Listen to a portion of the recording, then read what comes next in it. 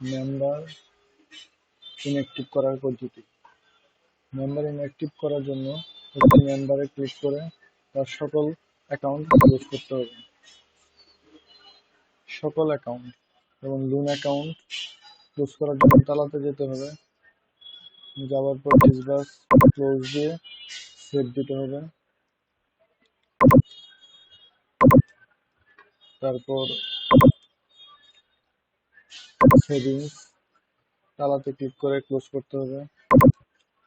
তারপর সিডিএস সব ক্লোজ করা হয়ে গেলে দলের উপর ক্লিক করে মেম্বার অপশনে গিয়ে উক্ত সদস্যের রিওপেন বাটনে ক্লিক করে ইনঅ্যাক্টিভ দিয়ে সেভ দিতে হবে। তাহলে সদস্যটি ইনঅ্যাক্টিভ হয়ে যাবে।